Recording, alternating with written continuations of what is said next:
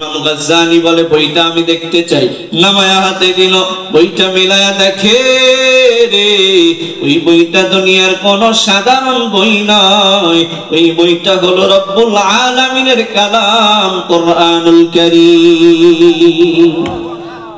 এবার ইমাম গাজ্জালি বলতেছে, ও আব্দুর রহমানের স্ত্রী, তোমার স্বামী বেদামি হওয়ার কারণে বেদামি হয়ে গেছে, কিন্তু কোরআনকে তাজিম করার কারণে, সম্মান করার কারণে বেদামি মানুষ আল্লাহর কাছে দামি হয়ে গেছে।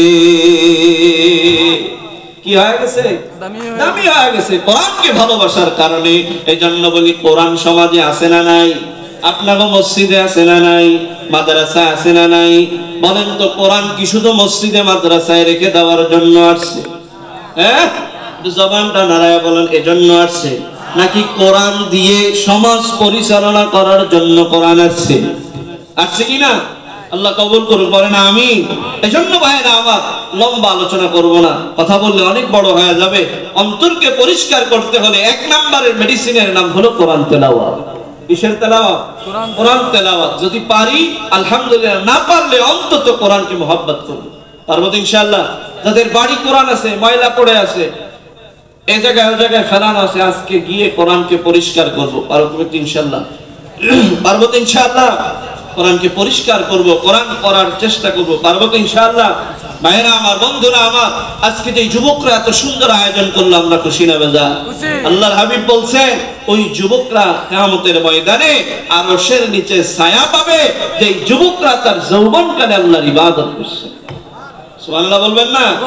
আজকে এই যে একটা ভালো কাজ যুবকরা করছে, এই জন্য কি কিয়ামতের ময়দানে সাজা পাবে না? যারা আমরা সহযোগিতা করছি, আমরা কি পাবো না? অবশ্যই পাবো ইনশাআল্লাহ। এজন্য ভাইরা আমার, এই আয়োজন যতদিন থাকবে আমরাও ততদিন যুবকদের সাথে থাকবো। কি থাকবো না? কারা কারা থাকবো? নারে তাকবীর! অর্থ দিয়ে, বুদ্ধি দিয়ে, পরামর্শ দিয়ে সহযোগিতা করবো তো ইনশাআল্লাহ? যদি করি, আগামীতে আরো সুন্দর আয়োজন এখানে হবে। অনেক বড় বড় আলোচকরা আসবে, তারা এখানে এসে কোরআনের কথা বলবে, আমরা শুনবো তো ইনশাআল্লাহ? তাহলে ভাইরা আমার, বন্ধুরা আমার, সূরাতুল আশ-শুআরা দুইটা আয়াতের ব্যাখ্যা কোন মতে করছি অল্প সময়ের মধ্যে, আর দুইটা আয়াত রেখে দিলাম। বলতে গেলে অনেক সময় লেগে যাবে, এত সময় আমার কাছেও নাই, আপনাদেরও তো নাই। আপনাদের নাই? আছে, কিন্তু আমার তো নাই। আমার 12টা 10-এ গাড়ি, এখন বাজে প্রায় 11টা। এখান থেকে কাটাখালি যাইতে তো 1 ঘন্টা লাগবে। লাগবো কিনা? আমি দাওয়াত নেওয়ার সময় বলছি, ভাই আমার 10:30টার ভিতর ছেড়ে দেবেন।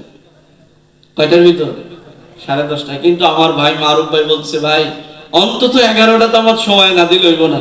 আলহামদুলিল্লাহ, আমি খুশি আপনাদের এই আয়োজনে এত চমৎকার আকারে আপনারা স্বতঃস্ফূর্ত ভাবে মাহফিলে অংশগ্রহণ করেছেন। এই জন্য মাহফিল কমিটির পক্ষ থেকে বিশেষ করে আমরা সকলের, আমরা যারা এখানে উপস্থিত হয়েছে, অতিথিবৃন্দ, বক্তা, আলোচক যারা আছে, সকলের পক্ষ থেকে এলাকাবাসীর উপরে আন্তরিক মোবারকবাদ জানাই। আগামীতে আরো সুন্দর করে আয়োজন করবেন এই আশাবাদ ব্যক্ত করে আমি আমার আলোচনা এখানেই শেষ করছি। ওমা তৌফিকি ইল্লা বিল্লাহ। আমরা সকলে কবর জিয়ারতের নিয়াতে সূরাতুল ফাতিহা একবার, সূরাতুল ইখলাস 3 বার, কয়েকবার দুরূদ শরীফ পড়ব। আসসালামু আলাইকুম ইয়া আহলাল কুবুর।